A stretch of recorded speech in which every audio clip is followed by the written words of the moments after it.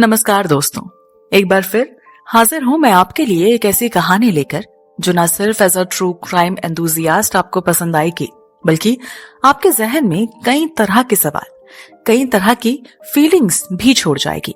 आज की कहानी है अमेरिका में सालों पहले हुए एक ऐसे क्राइम की जिसने सालों बाद अमेरिका को दो हिस्सों में बांट दिया है। जो केस आज एक नया मोड़ ले चुका है। सालों पहले जो केस दुनिया का सबसे खतरनाक क्राइम बताया जा रहा था, जिसमें इन्वॉल्व्ड दो लोग दुनिया के सबसे घिनौने और खतरनाक क्रिमिनल बताए जा रहे थे, उनके लिए और उनके साथ आज आधा अमेरिका खड़ा हो गया है। तो चलिए शुरू करते हैं ये कहानी जो दो भाइयों की है, जिन्होंने अपने माँ बाप की बेरहमी से हत्या की, उसके लिए सजा भी पाई, लेकिन सालों बाद उन्होंने जब अपनी कहानी बताने का फैसला किया तो उनकी कहानी ने पूरे अमेरिका के रोंगटे खड़े कर दिए। अमेरिका का बेवर्ली हिल्स, साल था 1989। ये उस वक्त की बात है जब बेवर्ली हिल्स सिर्फ और सिर्फ पैसे वाले या फिर बेहद पावरफुल लोगों का शहर हुआ करता था। यहाँ आम घर नहीं होते थे, मिडिल क्लास लोग नहीं होते थे, बल्कि $1 मिलियन के मैंशंस हुआ करते थे और मिलियनियर्स यहाँ रहा करते थे। यहाँ बॉलीवुड से जुड़े लोग, बड़े बड़े पॉलिटिशियंस किस्म के लोग रहते थे। जाहिर तौर पर यहाँ क्राइम नहीं होते थे, कम से कम ऐसे क्राइम तो बिल्कुल नहीं जो चोरी चकारी या मर्डर से जुड़े होते थे, लेकिन ऐसे अपराध जरूर होते थे जो अमीरजादों के घरों के पर्दों के पीछे होते थे, यानी कि अब्यूज, और वो भी हर तरह का। लेकिन एक दिन रईसों के इस शहर में सब कुछ बदल गया। नामी और अमीर हॉलीवुड एग्जीक्यूटिव होजे मेंडेस और उनकी पत्नी मैरी लुइस की 1989 में हत्या हो गई। हत्या गोली मारकर ही की गई थी, लेकिन क्राइम सीन का जो हाल था वो काफी भयानक था। हर तरफ खून ही खून था। $1 मिलियन के इस मैंशन में हुई इस क्राइम की खबर पुलिस तक पहुंचाई थी इनके बेटों ने, लाइल और एरिक ने। इन्होंने फोन कर पुलिस को बताया कि उनके पेरेंट्स की किसी ने हत्या कर दी है।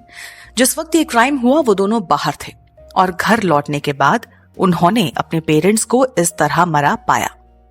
वारदात के वक्त 22 साल के रहे लाइल और 17 साल के रहे एरिक ने पुलिस को बताया कि उनके पिता जाने माने बिजनेसमैन थे और उन्हें शक है कि इस हत्या के पीछे किसी माफिया गैंग का हाथ हो सकता है।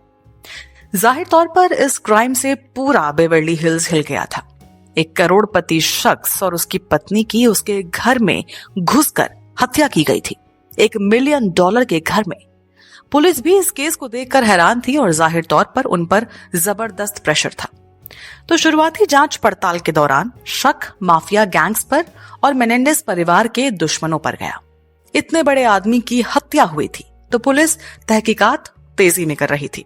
तमाम लोगों से पूछताछ जारी थी। उस रात उस इलाके में आने जाने वाले अनजान या फिर सस्पिशियस लोगों को लेकर भी पूछताछ हो रही थी, लेकिन इन सब के बावजूद पुलिस का शक घर के दोनों बेटों पर नहीं गया। अमीर और इज्जतदार परिवार के बेटे थे तो पुलिस का ध्यान उन दोनों को छोड़कर एक तरह से पूरी दुनिया पर ही था, लेकिन उन दोनों पर बिल्कुल नहीं था। लेकिन फिर कुछ चीजें खटकनी शुरू हुई। जैसे माँ बाप की हत्या के तुरंत बाद लाइल और एरिक महंगी महंगी शॉपिंग करने लगे। महंगी गाड़ियां, हाथ में पहनने वाली वॉचेस, महंगे कपड़े और न जाने क्या क्या। ये सब कुछ बहुत अजीब था। इतना ही नहीं, दोनों ही भाई इतने बड़े हादसे के बाद भी बहुत नॉर्मल बिहेव कर रहे थे, जो दिखने में काफी एबनॉर्मल लग रहा था।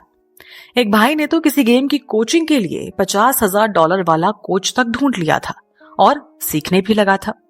वहीं दूसरा भाई अपने पिता के बिजनेस को संभालने और उन्हें लेकर एक किताब लिखने के बारे में भी लोगों से बातचीत कर रहा था। ये सब कुछ, आप ध्यान दीजिएगा कि ये सब कुछ होजे और मैरी की हत्या के कुछ ही दिन बाद शुरू हो गया था, जो दिखने में अजीब और डरावना लग रहा था। हालांकि जब ये सब कुछ लगातार चलता रहा तो एक रोज पुलिस का दोनों भाइयों पर शक गया, क्योंकि लाइल और एरिक इस तरह से अपने पिता के रुपए उड़ा रहे थे, इस तरह से जायदाद उड़ा रहे थे जैसे उन्होंने पहली बार इतने पैसे देखे होंगे। पुलिस को लगने लगा कि कहीं यही पैसा, यही जायदाद ही तो लाइल और एरिक के अपने पेरेंट्स को मारने का रीजन तो नहीं है। पुलिस ने तहकीकात को अब नई डायरेक्शन में मोड़ा। अब होजे और मैरी लुइस की हत्या का शक उन्हीं के बेटों पर था। पुलिस को इस दौरान छोटे मोटे सबूत मिले, लेकिन जज ने पुलिस से कहा कि उन्हें और मजबूत और ठोस सबूत चाहिए, तभी बेटों पर कार्रवाई शुरू हो सकती है और उन्हें अरेस्ट किया जा सका है। आखिरकार पुलिस को एक बड़ी लीड मिली और वो लीड थी क्राइम के टाइम यूज हुए हथियार यानी कि एक गन से जुड़ी हुई। होजे और मैरी की हत्या के बाद से क्राइम वेपन यानी अपराध के समय यूज हुआ हथियार गायब था, लेकिन मौकाए वारदात पर जो गोलियां मिली थी उनसे पुलिस ये पता लगाने में कामयाब रही कि कौन सी राइफल का इस्तेमाल किया गया था। तो बड़े ही ड्रामेटिकली कहानी में एक मोड़ आता है। पुलिस को एक गन सेलर मिलता है जिसके पास से एक गन खरीदी गई थी जो मिलती जुलती थी उस गन से जिसकी मदद से होजे और मैरी को मारा गया था। ये गन लाइल के दोस्त की आईडी से ही ली गई थी। तो पुलिस ने ये सारी की सारी कड़ियां जोड़ी और इसी लीड से दोनों भाइयों को क्राइम के 7 महीने बाद यानी कि 8 मार्च 1990 को अरेस्ट कर लिया गया। अब देखिए, बीते 7 महीने से यानी कि क्राइम होने से लेकर भाइयों के अरेस्ट होने तक ये एक लोकल क्राइम स्टोरी थी। बहुत ज्यादा मीडिया अटेंशन इस खबर को नहीं मिल रहा था। एक बड़े आदमी का कत्ल जरूर हुआ था, लेकिन अमेरिका के बाकी हिस्सों से उस वक्त बड़े बड़े क्राइम्स की खबरें आती ही रहती थी। सीरियल किलर्स उस टाइम पे कुछ ऐसे ही आम थे, तो इस केस को मीडिया में उतनी जगह नहीं मिली। लेकिन जैसे ही लाइल और एरिक अरेस्ट हुए उसके बाद से ही ये एक नेशनल और इंटरनेशनल स्टोरी बन गई। 2 बेटों द्वारा अमीर माँ बाप की हत्या मीडिया सर्कस बनना तय था। शुरुआत में दोनों भाइयों ने केस में हाथ होने से इनकार कर दिया। इतना ही नहीं, पूरे परिवार को यानी कि जो एक्सटेंडेड फैमिलीज होती हैं, चाचा मामा ताऊ वगैरह, उन सभी को यही लगा कि पुलिस से जरूर कोई गलती हुई है और एरिक और लाइल कभी किसी कीमत पर अपने माँ बाप के साथ ऐसा नहीं कर सकते। लेकिन पुलिस श्योर थी और अब इन्वेस्टिगेटिंग ऑफिसर्स के पास तो सबूत भी थे। इनमें जो एक अहम सबूत था वो था लाइल और एरिक के पिता यानी होजे की विल, जिसे वारदात के बाद बेटों ने बदलवा लिया था। और तो और पुलिस उस लाइल के उस थेरेपिस्ट को ढूंढने में भी कामयाब रही जिसके सामने उसने अपने पिता की हत्या करने की बात कबूल की थी। उस थेरेपिस्ट का कहना था कि माँ बाप की हत्या के कुछ ही दिन बाद लाइल उसके पास आया था। लगातार वो पहले कई घंटों तक रोया और उसके बाद उसने अपना जुर्म कबूल कर लिया। तो पुलिस की जो थ्योरी थी वो ये निकल कर आई कि जायदाद हड़पने के लिए और अपने माँ बाप से किसी तरह की जेलसी होने के कारण दोनों भाइयों ने ये हत्याएं प्लान की और सही समय देखकर दोनों को मौत के घाट उतार दिया। और फिर कहानी गढ़ी कि उनके माँ बाप की हत्या के पीछे कोई और नहीं बल्कि माफिया गैंग था वगैरह वगैरह। अब भाइयों के अरेस्ट होने के बाद से ये केस वर्ल्ड फेमस हो गया था। साथ ही लोगों ने लाइल और एरिक पर ठप्पा लगा दिया था। जिन माँ बाप ने अपने बेटों को सब कुछ दिया, ऐशो आराम की जिंदगी दी, उन्हीं बेटों ने अपने माँ बाप की इतनी बेरहमी से हत्या कर दी। ये जान सब लोग गुस्से में थे। अब शुरुआत में देखिए, दोनों भाइयों ने खुद को बेकसूर बताने की कोशिश की, लेकिन कहानी का सबसे बड़ा ट्विस्ट आया कोर्ट के अंदर और कई सालों बाद। कोर्ट के अंदर केस का पहला दिन था और ये केस इतना सेंसेशनलाइज कर दिया गया था कि मीडिया के कैमरे भी कोर्ट के अंदर पहुंच गए थे और कोर्ट में होने वाली हर एक चीज, यहाँ की जाने वाली हर एक बात अमेरिका और अमेरिका से बाहर बैठे हर शख्स तक जा रही थी। दरअसल कोर्ट में पहले दिन लाइल और एरिक के वकील ने यह दावा किया कि इन दोनों ने अपने माँ बाप की हत्या की है। इसमें कोई दो राय नहीं, कोई शक नहीं। लेकिन ये हत्या क्यों की गई है, जूरी और जज को उस पर ध्यान देना है। इसके बाद लाइल और एरिक के वकील ने अगले सेंटेंसेस में जो जो कहा उसे सुनकर लोगों के पैरों तले जमीन खिसक गई। वकील का कहना था कि दोनों भाइयों ने ये हत्याएं जायदाद हड़पने के लिए नहीं की हैं, बल्कि सालों से उनके साथ हो रहे मेंटल, फिजिकल और सेक्सुअल अब्यूज के कारण की। जी हाँ, सेक्सुअल अब्यूज। वकील का कहना था कि होजे यानी एरिक और लाइल के पिता अमीर और सक्सेसफुल बिजनेस तो बिल्कुल थे, लेकिन घर के अंदर उन बंद दरवाजों के पीछे वो शख्स एक शैतान था जो अपने बच्चों को बहुत प्रताड़ित करता था। अब इसी के दौरान एक लेटर भी सामने आया जो छोटे भाई ने बड़े भाई को लिखा था। उसमें लिखा था कि कैसे वो नहीं चाहता है कि परिवार के गंदे सीक्रेट्स बाहर आएं और दोनों भाई कोर्ट में कुछ भी कहें। लेटर के आखिर में ये तक लिखा था कि पढ़ने के बाद ये लेटर भाई फाड़ दे। लेकिन ये लेटर अथॉरिटीज के हाथ लग गया और उन सीक्रेट्स को लेकर अब बातें होने लगी। अब इस कहानी को थोड़ा सा फास्ट फॉरवर्ड करते हैं। अब ये वक्त है एरिक और लाइल को जेल में रहते हुए 3.5 साल हो चुके हैं। मामला कोर्ट में चल रहा है और लाइल और एरिक के खिलाफ पूरा अमेरिका, सभी जूरीज और जज खड़े हैं। अब बारी आती है डिफेंस की, यानी एरिक और लाइल की कहानी सामने आने की। इससे पहले डिफेंस ऐसे कई लोगों को, गवाहों को पेश तो कर चुका था जो जज और जूरीज के सामने ये बात कबूल कर चुके थे कि होजे एक क्रूल पेरेंट था। वो अपने दोनों बच्चों, यहां तक कि अपनी पत्नी को दबाकर रखता था और उनके साथ बहुत ही बुरा बर्ताव करता था। तो सबसे पहले बारी आई एरिक के बयान की, यानी कि बड़े भाई की। हाल फिलहाल में एक डॉक्यूमेंट्री में एरिक ने बताया कि उनकी वकील ने उन्हें इस गवाही के लिए कोई तैयारी नहीं कराई थी, ताकि उनसे कोर्ट में जो सवाल पूछे जाएं वो उनका जवाब नेचुरली ही दें, पहले से कोई रटा रटाया जवाब कोर्ट में ना दें, क्योंकि ये जूरीज को इम्प्रेस नहीं करता। तो एरिक से एक एक कर कई तरह के सवाल पूछे गए और जो कहानी सामने आई, उस कहानी ने वहां मौजूद हर शख्स की आंखों में पानी ला दिया। एरिक ने बताया कि कैसे 8 साल की उम्र से उसके पिता होजे उसको सेक्सुअली अब्यूज कर रहे थे और जब तक वो 10 साल का हुआ, यानी अगले 2 सालों तक होजे उसका बलात्कार करता रहा। इतना ही नहीं, इस गवाही के दौरान एरिक ने एक और बहुत बड़ा खुलासा किया कि उसके पिता ये सब करने के बाद उसे शाबाशी दिया करते थे और 8 साल के नादान एरिक को ये सब गलत लगता भी नहीं था। उसे लगता था कि उसने अपने पापा को इम्प्रेस किया है, अपने पापा को खुश किया है। बल्कि एक रोज खुद उसने अपने छोटे भाई के साथ गलत हरकत की। ये सब कुछ बताते हुए एरिक बुरी तरह से कोर्ट में रोने लगा। एक बिजनेस टाइकून, एक बड़ा आदमी जो हॉलीवुड और पूरे अमेरिका में इतना बड़ा नाम था, उसके बारे में ये सब कुछ जान लोग हैरत में पड़ गए। अगले कुछ दिनों में छोटे भाई यानी लाइल की बारी आई। लाइल ने जो बताया वो तो और ज्यादा खतरनाक था। उसने बताया कि वो भी कुछ 6 या 7 साल का रहा होगा जब उसके पिता उसके साथ गंदी हरकतें करते थे। ये पूछे जाने पर कि ये सब कुछ कितने टाइम तक चलता रहा, तो लाइल ने बताया कि ये सब कुछ 12 सालों तक चलता रहा।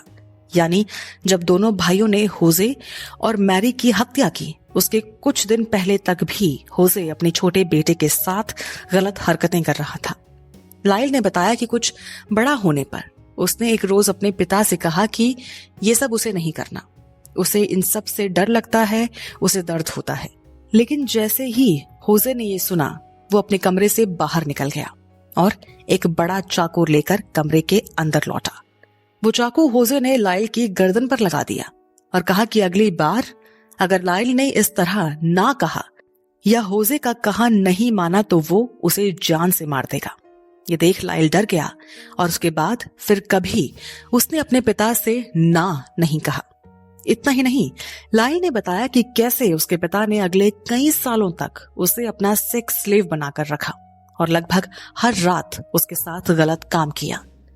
लाइल ने बताया कि वो ये बात अपने भाई से नहीं कह सका, मां से कहने की कोशिश की, लेकिन उन्होंने ध्यान नहीं दिया। लाइल ने बताया कि जब वो 17 साल का हो गया तब तक भी ये सब कुछ चलता रहा और एक रोज उसे ख्याल आया कि अगर वो आगे की पढ़ाई के लिए किसी दूर कॉलेज में एडमिशन ले ले तो शायद उसके साथ ये जो कुछ हो रहा है वो बंद हो जाएगा। इसकी जानकारी उसने होजे को दी और कहा कि वो जल्द ही चला जाएगा क्योंकि उसे आगे की पढ़ाई बाहर शहर के किसी कॉलेज से करनी है। लेकिन होजे ने जैसे ही ये सुना, उसने लाइल को साफ इनकार कर दिया। होजे ने कहा कि लाइल ये घर छोड़कर कहीं नहीं जाएगा और पास के ही एक कॉलेज से आगे की पढ़ाई करेगा। तो जो लाइल अपने पिता की उन हरकतों से तंग आकर घर से दूर जाने के लिए एक प्लान बनाकर बैठा था, उस प्लान पर होजे ने पानी फेर दिया। इस चीज का लाइल को बहुत धक्का लगा। उसे लगा कि ऐसे तो जिंदगी भर वो अपने पिता के लिए एक स्लेव बनकर रह जाएगा और कभी आगे नहीं बढ़ पाएगा। लायल ने कहा कि इस दौरान उसे अपनी जान लेने जैसे ख्याल आए, लेकिन फिर उसने हिम्मत दिखाई और अपने बड़े भाई को सब कुछ जाकर बताने की सोची। 13 अगस्त यानी इन हत्याओं से करीब 1 हफ्ते पहले लायल एरिक के पास गया। वो शुरुआत में कुछ नहीं बता पाया, सिर्फ रोता रहा, लेकिन कुछ देर बाद उसने एरिक को अपने बड़े भाई को सब कुछ बता दिया कि बीते 12 सालों से उसके साथ क्या हो रहा है। एरिक, जिसे लगा था कि उसके पिता ने उसके साथ जो किया वो कभी किसी और के साथ नहीं करेंगे, ये जानकर हैरान हो गया। वो गुस्से से आग बबूला हो गया कि एक ही घर में रहते हुए उसके छोटे भाई के साथ 12 सालों से इतना घिनौना काम हो रहा था और उसे भनक भी नहीं लगी, और वो अपने भाई को उस शैतान से नहीं बचा पाया जिस शैतान ने कई साल पहले उसे भी नुकसान पहुंचाया था। तो लायल की सारी बातें जानकर एरिक गुस्से में होजे के पास पहुंचा। उस वक्त उसकी मां भी वहां मौजूद थी। एरिक ने गुस्से में होजे को बुरा भला कहा और उसे लगा कि ये सारी बातें जान किट्टी को यानी कि इनकी मां को हैरानी होगी और वो अपने बच्चों के लिए रो पड़ेगी, अपने पति को भला बुरा कहेगी और न जाने क्या क्या कर देगी। लेकिन ऐसा कुछ नहीं हुआ। एरिक और लायल के पैरों तले जमीन तब खिसक गई जब खुद उनकी मां ने कहा कि वो तो जानती थी कि बीते सालों से उसके साथ क्या क्या हो रहा है। यानी न सिर्फ एरिक और लायल की मां सब कुछ जानती थी, बल्कि उसने अपने बच्चों को अपने हैवान पति से बचाने के लिए कभी कुछ नहीं किया, कभी कुछ नहीं कहा। इस सदमे से दोनों भाई उबर पाते तब तक होजे ने दोनों भाइयों को धमका दिया और चुपचाप अपने कमरे में जाने के लिए कहा। अपने अपने कमरों में जाने के बाद दोनों भाइयों को समझ आ गया कि होजे जरूर अब कुछ बड़ा करेगा। उन्हें पता चल गया था कि उनके माँ बाप कभी भी किसी भी वक्त उन्हें मार सकते हैं। इसलिए अगले ही दिन वो दोनों जाकर शॉटगन लेके आए। दोनों ने तय किया कि वो दोनों अब घर छोड़कर चले जाएंगे और फिर कभी लौटकर नहीं आएंगे। दोनों ने पूरी तैयारी कर ली और 20 अगस्त की रात अपनी मां से कहा कि वो घर छोड़कर हमेशा हमेशा के लिए चले जाएंगे। इस बात को लेकर दोनों भाइयों की अपनी मां से बहस होने लगी। शोर सुनकर होजे उस कमरे में आ गया और सब कुछ सुनने के बाद लायल को अपने कमरे में जाने को कहा। अपने पिता से बेहद डरने वाला लायल अपने पिता को नीचे छोड़कर ऊपर चला गया, लेकिन तभी होजे कुछ करने लगा। एरिक को लगा कि शायद आज होजे एरिक और लायल दोनों को मार देगा, इसलिए वो भागकर अपने भाई के पास गया और कहा कि उन्हें अपने माँ बाप को मारना पड़ेगा, वरना वो दोनों अपने बच्चों को मार देंगे। दोनों फटाफट से बंदूक में गोलियां भरने लगे और कमरे से बाहर निकलकर अपने माँ बाप की तरफ ताबड़तोड़ गोलियां बरसाने लगे। गवाही में दोनों ने बताया कि अपने माँ बाप पर गोलियां चलाने के बाद वो गन्स को ठिकाने लगाने के लिए बाहर गए और घर लौटकर पुलिस को फोन कर दिया। अब दोनों भाइयों के साथ होजे ने जो कुछ किया, इस पूरी कहानी ने अमेरिका को हिला दिया था। लेकिन दूसरी तरफ अमेरिका के अंदर कुछ लोग ऐसे थे जिन्हें इस कहानी पर बिल्कुल विश्वास नहीं हुआ। लोगों का कहना था कि 2 अमीरजादों ने खुद को बचाने के लिए न सिर्फ झूठ बोला बल्कि कोर्ट के अंदर एक्टिंग की, जबरदस्ती का रोना धोना किया और न जाने क्या क्या। आखिरकार वो दिन आया जब जूरी ने अपना फैसला सुनाया। सामने आया कि जूरी एक फैसले पर नहीं पहुंच पाई। आधे लोग अलग फैसला देना चाहते थे और बाकी लोग अलग, इसलिए इस केस को मिस ट्रायल घोषित कर दिया गया। कुछ महीनों में इस केस का दूसरा ट्रायल शुरू हुआ। जज वही थे लेकिन जूरी बदल दी गई थी। और यहां एक अजीबोगरीब चीज हुई। जज ने इस दूसरे ट्रायल में उन फैक्ट्स को, उन गवाहों को पूरी तरह से हटाने के लिए कहा जिनमें यह साबित हो रहा था कि दोनों भाइयों को अब्यूज किया गया है। जज का कहना था कि लायल और एरिक महिलाएं, औरतें, लड़कियां नहीं हैं, इसलिए ये सेक्सुअल अब्यूज वाला एंगल हटाकर सेकंड ट्रायल किया जाएगा। और हुआ वही फिर जो होना था। लायल और एरिक को होजे और मैरी के मर्डर केस में उम्र कैद की सजा सुना दी गई। जूरी के पास और कोई चारा ही नहीं था। न जाने जज को क्यों दिक्कत थी, क्या दिक्कत थी और कहां दिक्कत थी कि उसने दोनों भाइयों के सेक्सुअल अब्यूज वाले पार्ट को दरकिनार करने का फैसला किया, क्योंकि जाहिर तौर पर ये नाइंसाफी थी। सजा सुनाए जाने के बाद दोनों ने एक आखिरी चीज कानून से मांगी थी और वो थी अलग ना किए जाने की। यानी दोनों भाई एक ही जेल में रहना चाहते थे, साथ रहना चाहते थे। जिंदगी ने, उनके माँ बाप ने उनके साथ चाहे जो कुछ किया, लेकिन अब वो एक दूसरे को नहीं खोना चाहते थे। लेकिन अथॉरिटीज ने ये भी नहीं सुना और दोनों भाइयों को अलग अलग जेल में सजा काटने के लिए भेज दिया। एरिक ने भूख हड़ताल भी की ताकि उसके भाई को उसके पास ला दिया जाए, लेकिन उसका कोई असर किसी पर नहीं पड़ा। लेकिन 21 साल बाद आखिरकार दोनों भाइयों को एक ही जेल में रहने का मौका मिला। दोनों एक दूसरे को देखकर बेहद खुश हुए, रोए, हंसे, सब कुछ किया। बीते 21 सालों में एरिक ने कई बार अपने छोटे भाई को लेकर चिंता की थी कि पिछले 12 साल में वो उसे अपने पिता से नहीं बचा सका था और अब जेल में भी उसकी रक्षा नहीं कर पा रहा है। लेकिन अजीब सी किस्मत लिए पैदा हुए इन भाइयों की शायद भगवान ने सुन ली थी और उन्हें साथ रहने का मौका मिल गया। लेकिन इसके साथ ही कुछ और तरह के पॉजिटिव चेंजेस आए। बच्चों, खासकर मेल चाइल्ड के साथ होने वाले अब्यूज को लेकर दुनिया और अमेरिका में पर्सपेक्टिव में शिफ्ट आया। लोग इसे लेकर ज्यादा से ज्यादा बातें करने लगे।